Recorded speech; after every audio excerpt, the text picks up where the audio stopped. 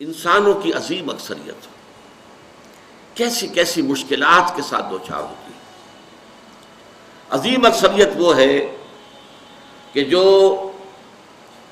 کمر توڑ دینے والی مشقت کرنے کے باوجود 2 وقت پیٹ بھر کر کھانا نہیں کھا سکتے، جن کے بچوں کو علاج کی سہولت میسر نہیں، مشقت، محنت، تکلیف، نہ صرف محنت و مشقت، محنت و مشقت کے اعتبار سے تو ہم یہ کہہ سکتے ہیں کہ انسان بھی لدو اونٹ کے مانند ہے یا کولو کے بیل کے مانند ہے، لیکن حیوان اور انسان میں اس اعتبار سے بڑا فرق ہے۔ انسان میں احساسات، رنج، غم، صدمہ، کسی جانور کا بچہ جب جوان ہو گیا اب اس کے بعد وہ جانے اس کی زندگی علیحدہ ہے، والدین کی علیحدہ ہے، والدین بھی پتہ نہیں کوئی ان کا جوڑا ہے کہ نہیں مستقل۔ لیکن یہاں کیا ہوتا ہے؟ یہاں جس اولاد کو پالا پوسا، جنہیں اپنے جگر کے ٹکڑا سمجھ کر اور اپنا پیٹ کاٹ کر جن کو پالا ہے، اگر وہی بیٹا جوان ہو کر سینہ تان کر بات کرتا ہے، یا جیسا کہ آپ سنتے ہیں باپ پر ہاتھ اٹھا لیا ہے، ماں کو مار دیا ہے، قتل کر دیا ہے، جو صدمہ اس وقت انسان کو ہوتا ہے کیا کسی حیوان کو ہوتا ہے؟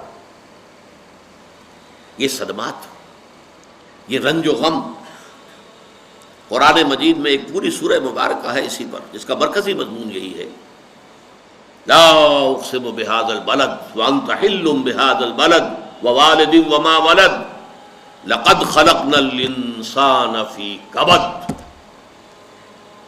میں جو ابتدائی قسمیں ہیں ان کو اس وقت تشریح نہیں کروں گا، اس لیے کہ وہ ہمارا اس وقت کا موضوع نہیں ہے۔ جس چیز پر قسمیں کھائیں اللہ نے 3، لا اقسم بہذا البلد وانت حل بہذا البلد ووالد وما ولد، 3 قسمیں کھا کر بات کیا کہی؟ ہم نے انسان کو محنت اور مشقت ہی میں پیدا کیا ہے۔ محنت اور مشقت ہر انسان کا مقدر ہے۔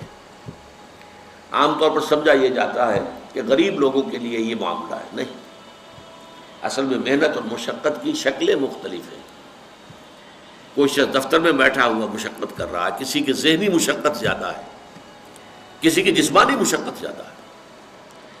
یہ جسمانی مشقت والا جو ہے تھک ہار کر رات کو سوتا ہے تو صبح کی خبر لائے گا، وہ پوری طرح ٹانگیں پھیلا کر سوتا ہے۔ اور یہ جو ذہنی مشقت کرنے والے ہیں، لمبی لمبی کاروں میں چلنے والے اور بڑے بڑے محلوں میں رہنے والے، ایئر کنڈیشنڈ آفیسز اور بنگلوں میں رہنے والے، ان کی راتوں کی نیند حرام ہو جاتی ہے۔ ان کو جو مسائل درپیش ہوتے ہیں، انہیں جو صدمے ہوتے ہیں، انہیں جو فرسٹریشنز ہوتی ہیں، یہ نقصان ہو گیا ہے، یہ معاملہ ہو گیا ہے، فلاں نے یہ کر دیا ہے، فلاں پرابلم پیدا ہو گیا ہے، یہ ساری چیزیں جو ہیں یہ اس غریب مزدور کے لیے نہیں ہوتی۔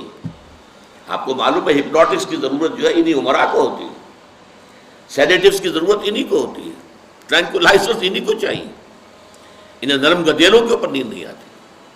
تو مشقت اور محنت ہر ایک کے لیے ہے۔ صدمہ، غالب نے بہت خوب کہا تھا، قید حیات و بند غم اصل میں دونوں ایک ہیں۔ موت سے پہلے آدمی غم سے نجات پائے کیوں؟ یہ انسان کا مقدر ہے، یہ تو ہو کر رہنے والی شے ہے۔ غم تو رہے گا، صدمہ رہے گا۔ آپ کو شاید یاد آیا ہو، ایک بڑی عظیم ہستی گزری ہے انسانی تاریخ میں، گوتم بدھ،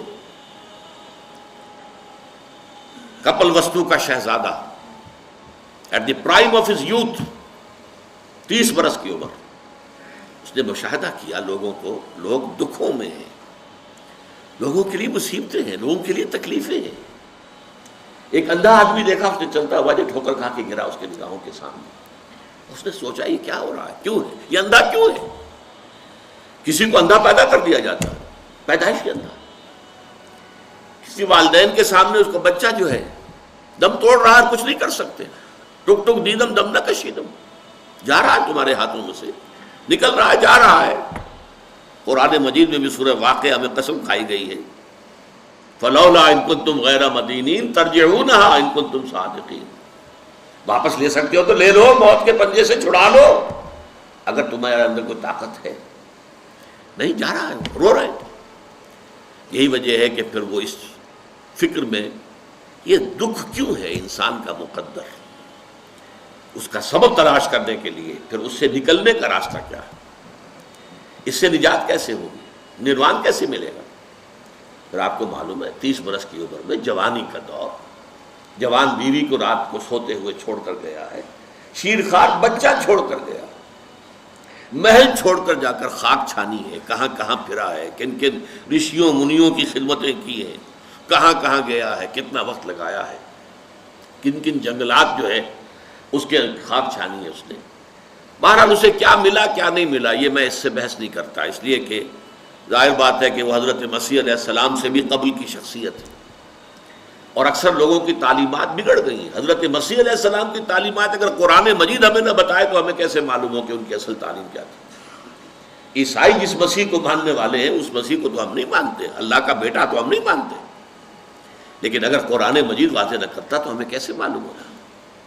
اسی طرح گوتم بدھ کے بارے میں جو کچھ کہتے ہیں ان کے ماننے والے، اس کی طرف نہ جائیے، وہ کیا تھا حقیقت میں ہم نہیں جان سکتے، لیکن یہ ضرور ہے کہ اس کے فلسفے کا جو مین تھیم ہے سروم دکھم، all is pain, all is suffering, all is agony, سروم دکھم، درد ہی درد ہے، رنج ہی رنج ہے، غم ہی غم ہے، قید حیات و بند غم اصل میں دونوں ایک ہیں، موت سے پہلے آدمی غم سے نجات پائے گا۔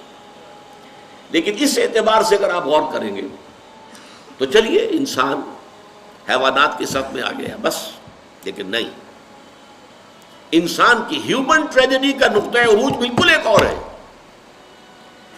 مرنے کے بعد پھر اٹھایا جائے گا، پھر جواب طلبی ہوگی، کیا کرتے رہے زندگی بھر؟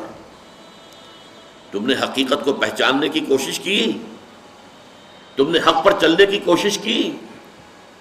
یا تم نے ظلم کیے، زیادتیاں کی، ناانصافیاں کی؟ آؤ حساب دو۔ حیوان سے یہ محاسبہ نہیں ہے، نباتات اور حیوانات اس سے بری، انسان ہے۔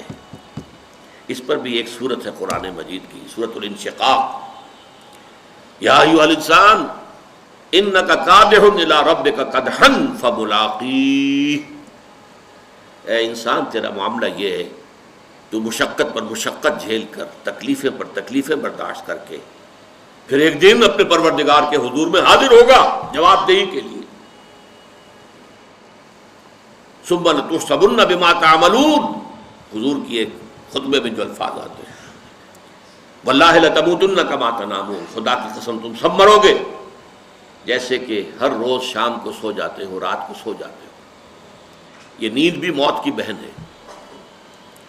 ثم لتبعثن کما تستيقظون، لیکن پھر جیسے روزانہ صبح بیدار ہوتے ہو ایسے ہی ایک صبح قیامت آئے گی کہ سب اٹھا لیے جاؤ۔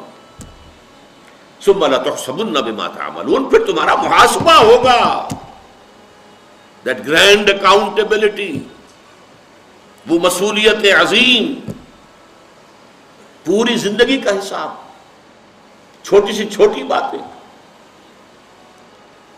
وَمَنْ يَعْمَلْ مِثْقَالَ ذَرَّةٍ خَيْرًا يَرَهُ وَمَنْ يَعْمَلْ مِثْقَالَ ذَرَّةٍ شَرًّا يَرَهُ، ذرے کی ہم وزن نیکی ہوگی وہ بھی سامنے پاؤ گے، اور ذرے کے ہم وزن بدی ہوگی وہ بھی سامنے پاؤ گے۔ انسان چیخ اٹھے گا، مَا لِهَذَا الْكِتَابِ، یہ اعمال نامہ کیسا ہے، لَا يُغَادِرُ صَغِيرَةً وَلَا كَبِيرَةً إِلَّا أَحْصَاهَا، اس نے تو نہ چھوٹی چیزیں چھوڑی ہیں نہ بڑی چیزیں چھوڑی ہیں، تمام کا احاطہ کر لیا ہے۔